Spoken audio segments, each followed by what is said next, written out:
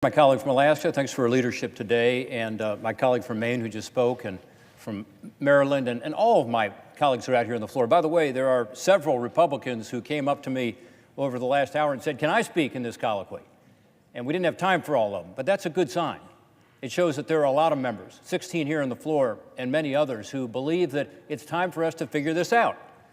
No one likes a government shutdown. I put out a bill 5 times now to the Congress saying let's end government shutdowns. It, by the way, is getting a few more co-sponsors now, and it should, because it doesn't make sense. It doesn't make sense for the families who are affected, including those who are going to work without pay, living paycheck to paycheck, true hardship. It doesn't make sense for the taxpayers who never end up winning in these government shutdowns. We end up paying after the fact, but often for government services that were never provided, because that's how shutdowns work. And finally, it's bad for the economy. If we go another few weeks, there'll be 1 point off our GDP, which is a huge deal to wages and jobs, economic growth. So let's get this thing behind us. Now, there is a serious issue here, which is how do we secure the border? And our southern border is a mess. I call it a crisis. Others call it something else, but we have to address this. The president's right about that. I'm hopeful today, and I'm hopeful for 3 reasons. One, we just went through a process where, yeah, there was failure on both sides. We had 2 proposals out there as expected. Nobody expected they would pass. It was an opportunity, I guess, for voices to be heard, but no one expected it to pass. But now, after this, the pieces are being put back together by this group and others. And I just listened to my colleagues on the other side, and I just listened to what Senator King said. They want border security. They want to enhance what's going on in the border now. Senator King just talked about the need for more barriers. I mean, look, if you're serious about this, you have to acknowledge that what we know is there are more people crossing. In the last 2 months, which we have records for, there were twice as many as a year ago. There's about a 50% increase in families crossing, about a 25% increase in kids crossing. There's been a 3,000% increase in the last 5 years in asylums being, people coming forward and claiming asylum. And this is a problem we've got to address. It's a huge problem with regard to drugs. Now, I come from Ohio. We're getting hit hard by heroin and crystal meth that's coming across the border from Mexico. We're not stopping enough of it. We're stopping very little of it, which is why Democrats and Republicans alike have said more screening at ports of entry. I agree. So I appreciate what my colleagues have said on the other side of the aisle, and I'll let them speak for themselves going forward, but they want border security too. And the fact they were talking about it today in terms of coming up with a solution here to enhance security, I'm encouraged by. Second, I like the fact that the president put out a proposal.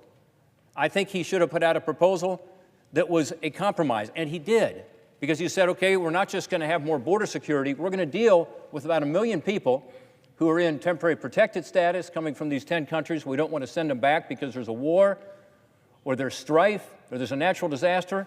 It's about 400,000 people. And we're going to take care of the people who have come here as children through no fault of their own, and now find themselves in this uncertain status. These are the so-called DACA recipients. It's time for Congress to act on this, I think, but again, the president put forward a plan that said, okay, you guys help me on border security, I'm also going to deal with these other issues that many Democrats have talked about for years. So that makes me hopeful that finally we're talking about these issues, and I agree with what Lindsey Graham said. We can do more on these 2, and we can do more on some other issues that Democrats care about, and I believe the administration is willing to do that. But gosh, at least we're finally talking. Finally, I'm encouraged by the fact that we're not that far apart. And let me be specific. I think that both the administration and Democrats have mischaracterized the president's plan as it relates to barriers on the southern border. It may surprise you to learn that in the president's proposal he's just given us, it's not 2,000 miles of the border. He's talking about his interest in 234 more miles. No wall in the sense of a cement wall, concrete wall. He has said it'll be fences, it'll be vehicle barriers, low barriers, it'll be pedestrian wire fences, but it won't be done by what the White House says is the right thing to do. It'll be done by experts, and the experts are in the Border Security Improvement Plan, which we embraced in this Congress in the last appropriation bill for FY18 that we're working on now. That's what the CR is, and in the new one that was just passed last summer. We said this plan is the right plan because it says what kind of barriers are going to be where. People said, how did the president come up with $5.7 billion? You know how he came up with it?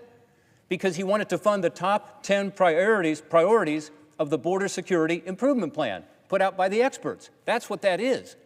Now, we can disagree on whether that's too much money, too little money, whatever, but it is only 234 miles out of 2,000 miles. It's almost all in Texas, places where there's not fencing, as opposed to California and Arizona where there's a lot of fencing, or New Mexico even. And we can say, well, maybe that's too much. Maybe we go more slowly. But this is a plan that we had all, as Republicans and Democrats, with a huge vote out of the Appropriations Committee, said this is the plan we ought to follow. So I don't think we're that far apart. I think both sides, frankly, need to start characterizing the plan accurately and stop talking past each other. And I think if we do that with reasonable members on both sides of the aisle here, we can come up with something that makes sense. Yes, to help secure our southern border, which everybody wants to do, and do it in a smart way, not waste money. Walls are not the only answer. Fences are not the only answer. You've got to have more sensors, more cameras. You've got to have more immigration judges, which Democrats want. So does the president in his proposal. You've got to have more screening for these drugs coming in. You've got to help in terms of the human trafficking. These are things that both parties want to do. So I'm optimistic, though frustrated, really frustrated by their shutdown, but more optimistic today because I hear on the other side of the aisle a willingness to come forward. I sense with the president's new proposal there's a willingness to reach out. And folks, it's time. Let's stop this shutdown. Shutdowns are stupid. Let's protect that southern border, and let's move forward on other priorities we have in this Congress.